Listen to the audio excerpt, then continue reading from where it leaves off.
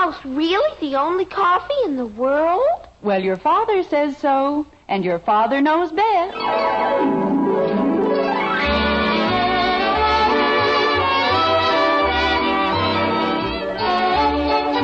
Yes, it's Father Knows Best, transcribed in Hollywood, starring Robert Young as father.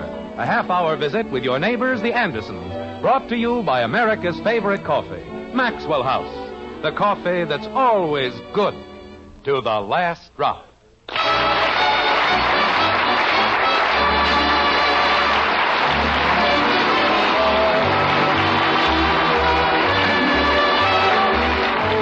In Chapter 10 of Oliver Twist, the astute Mr. Dickens observed, there is a passion for hunting something deeply implanted in every human breast. Well, in Springfield, in a white frame house on Maple Street, the Andersons are living examples of the Dickens philosophy. I don't mean they spend their days tracking wild game or stalking the savage beast in his native lair. Nothing like that. The Andersons specialize in bargains, and there are no greater hunters on either side of the Mississippi. Like this. Margaret! Honey, I'm home. Jim? Well, who do you think? It's Murgatroyd McDougal, the friendly plumber. Jim, don't you dare come into the den. I can't hear you, honey. What are you doing in the... Jim Anderson, I asked you not to come in here. Why not? I wanted it to be a surprise and you had to spoil it. Shall I go out and come back in again? No. As long as you're here, well, what do you think of it? Of what? You mean you don't notice anything new? No, everything looks just... Honey, will you please ask Bud to keep his junk off my desk? What junk? That bunch of old scrap iron. If he can't find any other place... Jim, that's the surprise. In a big house like this, I should think... It's what? That's the new lamp I bought. That's a lamp. Isn't it beautiful? Margaret. The base is an early New England weather vane, and there isn't another one like it anywhere in Springfield. Honey, I was perfectly happy with the lamp I had. It's so quaint and a real bargain, too. I know, but you see, the lamp I had... It was only $12.95, and Mr. Adams says all it needs is some new wiring. Fine. But the lamp... How much? $12.95. You paid the junk man $13 for that... That? It was not $13. It was $12.95. I beg your pardon. And Mr. Adams is not a junk man. He's a collector of early American relics. See what he'll give us for my Aunt Martha. Jim. Honey, there was nothing wrong with the lamp I had. Was there? Doesn't it mean anything to you to have a lamp that's, well, a little different? I'd rather have one that works. And the lamp I had... Mr. Adams said he wouldn't be surprised if this was the only lamp of its kind in the entire country. Oh, I wouldn't go that far. I mean, there must have been somebody else who needed a weather vane on his desk. Jim. After all, why guess which way the wind is blowing when you can have a weather vane right in your lap? Jim Anderson, you know very well... What if you want to do a little light reading up on the roof? Margaret, why don't you call Mr. Adams? Jim, if you're worried about the money, well... That's part of the surprise, too. You mean there's more? I saved $12 whole on the lectures, and that means the lamp doesn't cost us a thing. You say... Honey, what lectures? Didn't I tell you about that? No, dear, you didn't. Well, Bertram Stokes is giving a series of lectures on the psychology of better living. He is, huh? And the regular price is $18. I see. And just because you were sucker enough to pay only $6, you figured that... I didn't pay $6, Jim. It was $24. You paid $24 for tickets to a bunch of dizzy lectures? Wait a minute. How did you save $12? I told you. The price for one is $18, but if a couple buys them, they're only $24 for the two. So, you saved $12. Well, didn't I? Margaret. 18 times 2 is 36, and I only paid 24. And if that isn't a clear saving of $12, well, then I just don't know how to add. Honey. Yes? I think I'll go out and water the lawn. Jim, dinner's almost ready, and if you go outside... Mother! I'll come in when you call me. I'll just be in the backyard. Well, just a minute, dear. We're in the den, Betty. Honey, I've had a hard day at the office, and if I feel like watering the lawn... Mother, wait till you see what I've got. If this isn't the dreamiest thing. Betty, please. Your father was telling me something. He was? Oh, hello, Father. Hello, Betty. Hey, Mom. Well, I guess it's closer to dinner time than I thought. Go ahead, Father. What? Mother said you wanted to say something. Well, it's nice of you to remember. You see... Where is everybody? We're in here, Bud. I'll be right in. Go ahead, dear. Why don't we just skip the whole thing? I don't understand you, Jim. You make such a big fuss about being interrupted. And then when we do listen... Honey, it isn't important. It certainly is. If you have something to say, we want you to say it. Don't we, Betty? Oh, sure. Well, all I wanted to say Boy, was... did I ever pull a fast one. Bud. Wait till you see what I got, Mom. Bud, your father's here. Oh? Wait till you see what I got, Dad. Margaret, why can't I just go outside? Wait a minute, Dad. You gotta hear this. I don't want to hear anything. All I want to do...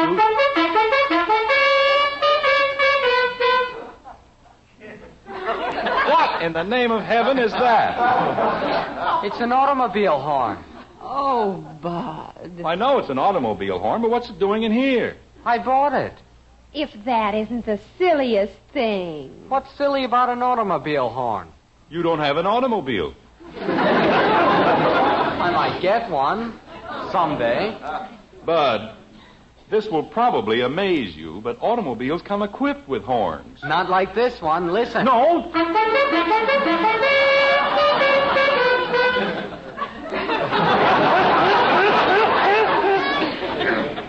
Bud, Yes, Dad? does it always do that? Do what, Dad? Just hang there at the end? Oh, sure. The last note doesn't blow. I see. That's why I got it so cheap. If you think that's cheap, wait till you see my bargain. Margaret. Betty, maybe this isn't quite the time. But look at it, Mother. The Rubaiyat of Omar Khayyam in the original Persian. Willie thought he was pulling a fast one on Just me. a second, Bud. Betty, Yes, Father? since when do you know how to read Persian? I don't. Then what good is... As a matter of fact, nobody in Springfield does. That's why I got it for only $3.50. You know, this is a great family. Lamps don't light, horns don't work. It's only one note, Dad. The other 14 worked fine. See? Well, don't push the...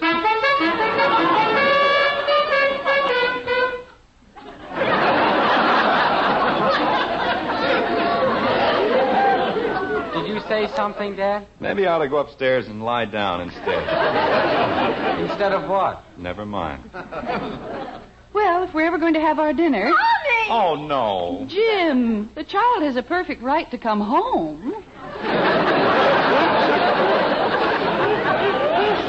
Well, of course she does, but... Well, I'll just get ready for the worst. Where'd everybody go? We're in here, knothead.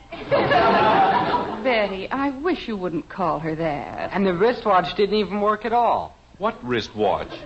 The one I gave Willie for the horn. You see, he thought... Oh, Mommy, wait till you see what I've got. It's the most wonderful thing in the world. Kathy, how many times have you been It's told... Jimmy Woody's invention. And when you pull it down here... Kathy, your father was speaking to you. Hello, Daddy. You pull it down here... Kathy. And it throws rocks. Isn't that wonderful? Kathleen. I said hello. Wait a minute. You bought a machine to throw rocks? Jimmy Woody invented it. You don't break enough windows throwing them by hand. You have to have a machine. And besides, the batteries are practically new. Kathy, I want you to take that invention right back to Jimmy. But I paid him 28 cents. You heard your mother, Kathy. It's bad enough... But this won't break any windows, Daddy. It doesn't even work. Margaret, Jim, if it doesn't work, it certainly can't do any harm. I'm going outside. Don't go out of the backyard, Jim. I won't. Want me to come with you, Dad? No, I stay right where you are. Mother, have you ever seen such a mysterious writing in your whole life? Jimmy says he's going to invent a bigger one for throwing big rocks.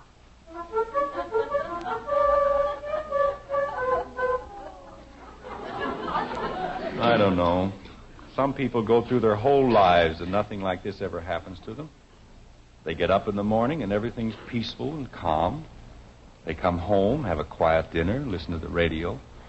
But not me. I have to live in a boiler factory. My mother said there'd be days like this. But she didn't say there wouldn't be any other kind. Hiya, Jim. What's going on over there? Oh, hello, Ed. Sounded like you were having a fox hunt in the living room. What's the big idea? Bud bought an automobile horn. A bargain. What for? I told you it was a bargain. Who needs any other reason? You're off on that again, huh? The whole bunch of them. Margaret's got a lamp in there that Benjamin Franklin probably threw away. Sounds bad. You ought to see it. Silliest looking piece of junk in Springfield. Now, let's sit down in the swing. I don't know, Ed. Sometimes I wonder if they couldn't use a good insurance man in Siberia. You wouldn't like it. Too cold. Africa? Too hot. You know, Jim, you ought to do what my friend Bill Morgan did. He showed his wife. He did? Yes, sir. He put an end to that bargain business, but quick. How did he do that? He bought a plow. Cigarette? Thanks. I don't get it. Well, don't you see? He told her it was a bargain. Well, I still don't. Jim, he doesn't have a farm. He lives in an apartment house. Well, then why did he... Oh, get it? You mean he brought the plow into the house? Kept it right in the living room. Margaret would kill me. No, I don't mean you have to buy a plow. Well, what do you mean? Buy something silly. Like, a Ferris wheel. Ed, look, if it isn't really silly, it won't do any good. Buy something so cockeyed that, well, nobody can use it. Like a bridge, and they'll get the idea. Ed, you might not have good ideas, but they're certainly expensive. Well, if you want to keep paying for things like that indoor sundial Margaret bought... That was a Lulu, wasn't it? Or that porous diving helmet that Bud picked up. You're just making me sicker. Okay, but don't say I didn't tell you how to stop it. You know, maybe you've got something. You know, I'd like to see their faces if you came home with 3,000 or 4,000 goldfish. Wouldn't that be something?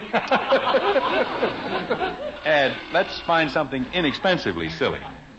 Well, I was just thinking. How about a truckload of rhubarb? You picked it up cheap, huh? Keep trying. 500 or 600 windshield wipers. And... You're getting closer. Hey, I've got it. Bubble gum. What? $1,000 worth of bubble gum. Now, wait a minute. I tell you, Jim, there'll be putty in your hands. That's it. Well, sit still, will you? Hey, where are you going? I'll see you later, Ed. I've got to call the hardware store. For bubble gum? Who wants bubble gum? I'm going to buy 100 pounds of putty.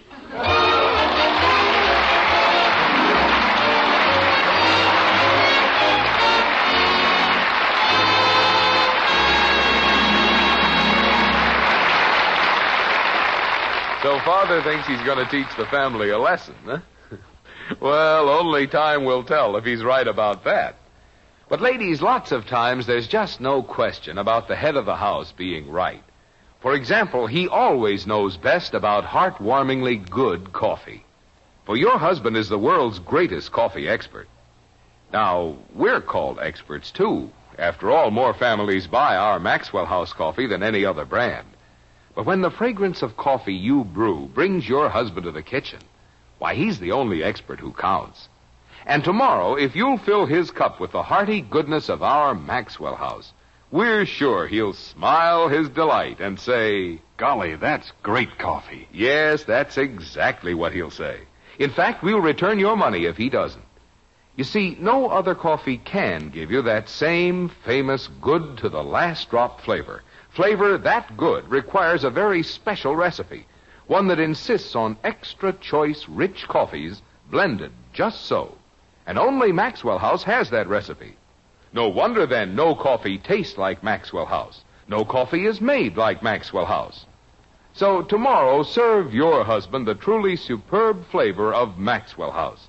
If he doesn't say, best coffee ever, just send us the can, an unused portion, and we'll refund your money. Our address is right on every familiar blue tin. Yes, offer the world's greatest coffee expert the enjoyment of coffee at its best. That's Maxwell House Coffee. Always good to the last drop.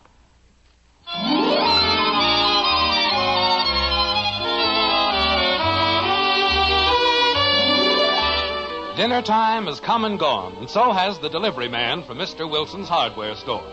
But in the Andersons' living room, there's a gay little group. 5 assorted Andersons and a nice new barrel of putty. Like this. Jim, of all the idiotic things to buy... I don't see anything idiotic about it at all. I've always wanted to own a barrel of putty. But, Father, 100 pounds. Well, naturally. How else do you suppose I could have gotten such a bargain? Dad. Just a minute, Bud. I'd like to explain how much I really saved. You see, if you buy putty in small quantities, you know, the small 8-ounce cans, you have to pay for the labels and the printing and well, it comes to quite a good deal. Almost 50 cents a pound. Is that a lot? It certainly is. But buying it this way, Jim. in the large economy size, the whole thing came to only $10.86, or less than 11 cents a pound. Now that's a bargain. Jim, Yes, Margaret? how long will 100 pounds of putty last? Oh, it'll last me a lifetime. If I live that long. That isn't what I mean. Won't it dry up? Of course not. We're going to keep a damp cloth over the barrel. And every night, Bud will go out and see that it stays damp. Won't you, Bud? Holy cow.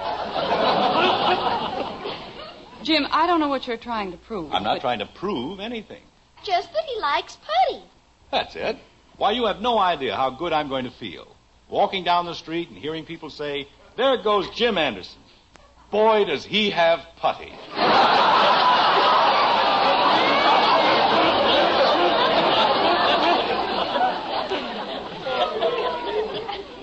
Father, Yes, Betty?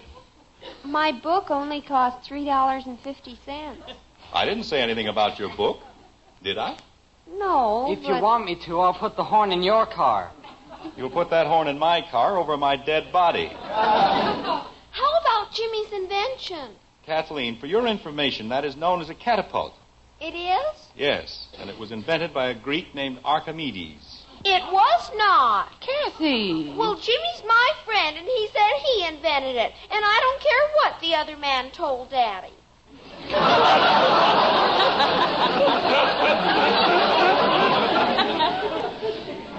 Kathy, Archimedes has been dead for almost 2,300 years. Then how could he invent anything? He had a system. Oh! Jim, I realize that some of the children's things are a little ridiculous, but... Why, Mother! Holy cow, Mom. Even I know a sundial's no good inside the house. It was not a sundial. It was a bird bath. For the living room? Well, naturally, kitten. We have birds flying into our living room all the time. Now, look, Jim. Wait a minute, honey. I'm on your side. After all, we bargain hunters must stick together. Mustn't we? Every single thing I have ever bought has had a sound, practical value. That's what I said. Like those broken records you picked up. Very practical. Only the first couple of inches were broken off, and nobody ever listens to anything but the chorus anyway.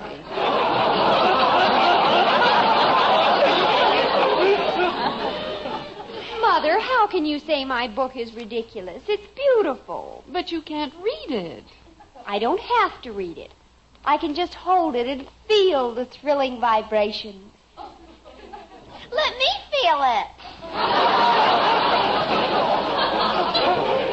Oh, stop it. I only wanted to feel it a little. Let her feel it, Betty.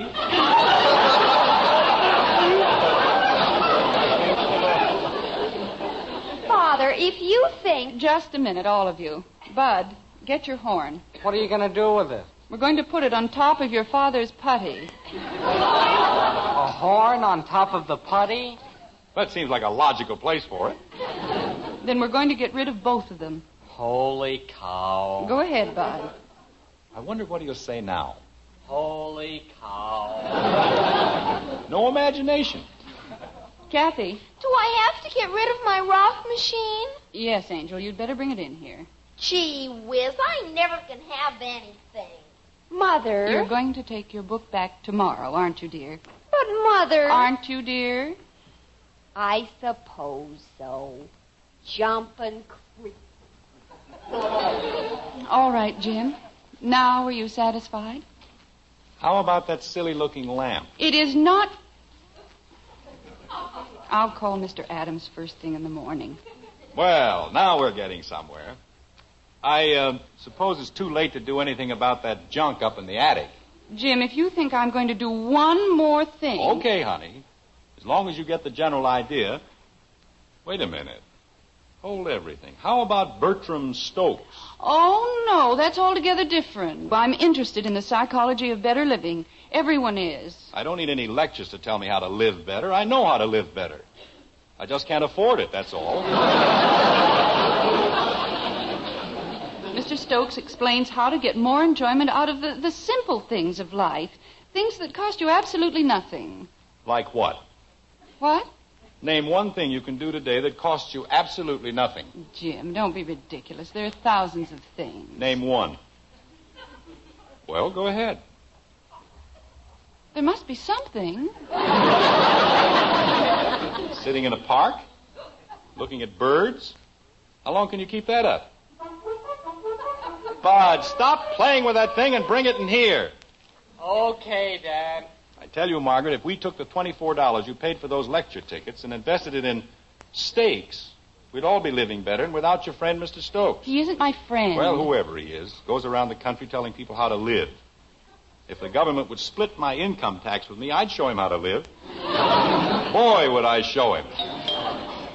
Jim, if a few simple lectures are going to upset you that much... Just a second, honey. I'd better see who's at the door. I suppose I could ask him to give me my money back, couldn't I? I don't think it'll do any good, but you can certainly try. Hello, Mr. Wilson. Mr. Anderson, I hate to disturb you like this, but the most terrible thing has happened. Well, take it easy. It can't be that bad. Just terrible. It's Mr. Wilson, honey. Oh? Well, hello, Mr. Wilson. How are you tonight? Mrs. Anderson, I don't know what to say. It's a tragedy, that's what it is. What is? Of all the times to happen, with Mother's Day coming on Sunday and the hothouse just crowded with orchids. Mr.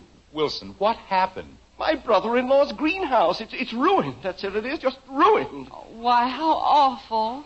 I told him not to use the tractor. My sister's the only one who knows how to drive it. But would he listen to me?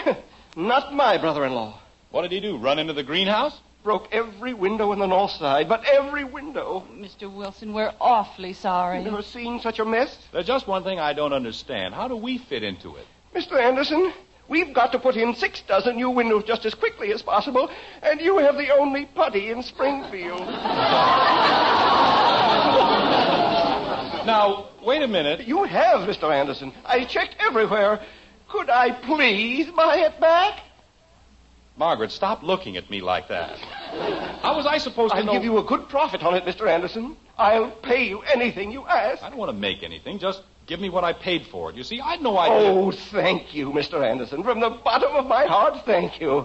You'll never know how grateful I am. There isn't anything to be grateful about. I had no business buying the putty in the first place. Well, I've got to hurry back to the greenhouse. Don't you want to take the putty? I'll have the truck here for it in 5 minutes. And thank you again, Mr. Anderson. Thank you very much. You're welcome. Well... Margaret. Who would ever have thought that 100 pounds of putty would be so valuable? Honey, if I hadn't bought the putty... But you did. I know I did, but it should never have left the hardware store in the first place. You've made Mr. Wilson very happy, and I'm very proud of you. If I hadn't wanted to teach you a lesson, they'd have had the putty and this whole mess... Mother! Oh, Betty, wait until you hear what your father's done. I didn't do anything. The whole thing was a mistake. Mother, if you just take a good look at my book... Mr. Wilson's brother-in-law had an awful accident at the greenhouse, and your father's putty saved the day. It did? It isn't my putty. I only bought it for a joke. All those beautiful flowers would have died if it weren't for your father's putty. Margaret, for the love of heaven... Isn't it the most wonderful thing you've ever heard? Mother, if they found a use for a silly thing like putty... But a thing like this couldn't happen once in 100 years. Don't you think we might meet somebody sometime who knows how to read Persian?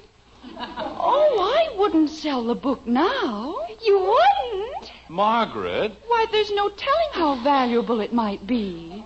I don't know. Mom. Bob, the most wonderful thing has happened. Honey, don't start that again, please. I promised not to blow the horn in the house. But you'll never guess what Father did. Betty. He saved all the flowers in Mr. Houston's greenhouse. Margaret. Who's Mr. Houston? He's the man who owns the hardware store's brother-in-law. Hey. How about that? I didn't save anything. Oh, Kathy! dear. Margaret, if you'll just tell them. Mommy, it works. Jimmy's invention works. Now, look, all of you. Bud! I just wanted to see if it was fixed. Margaret, I've had enough of this nonsense. You're going to take all of that junk. Junk? Why, Father. Jim Anderson, don't you dare call it junk. But 5 minutes ago. If you can be a hero with a ridiculous thing like putty, I can feel it. I can just feel the vibrations. Bud, we've got to bring all those things down from the attic. You bet, Mom. And I'm going to get a bigger rock machine. Oh, no.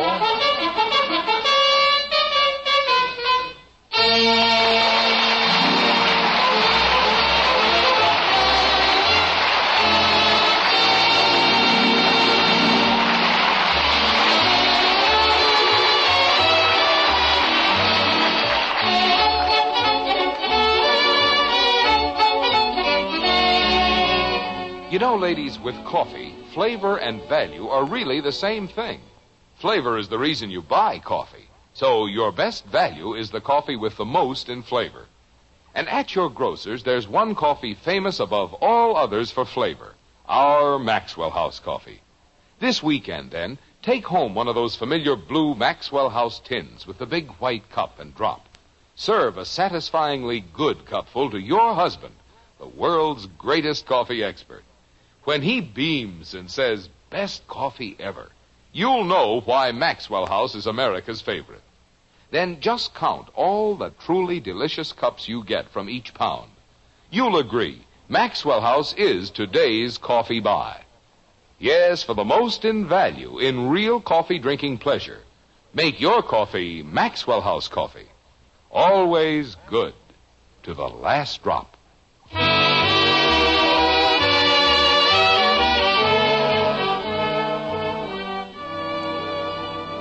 Ladies and gentlemen, this is Robert Young.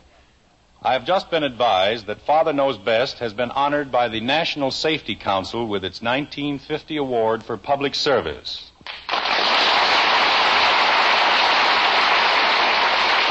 On behalf of the entire cast, our writer, and our sponsor, I should like to express our gratitude for this signal honor. And as long as we're on the subject of highway safety, I'd like to speak directly to the more than 3 million youngsters who have signed man-to-man and dad-to-daughter agreements in our Robert Young Good Drivers Club. Spring is here, and the open roads are a great temptation for racing, for joyriding, for downright recklessness. That's why I ask you to re-examine your pledge, to read once more the 8 rules of good driving you promised to obey. You'll do it right now, won't you? That's fine. See you later.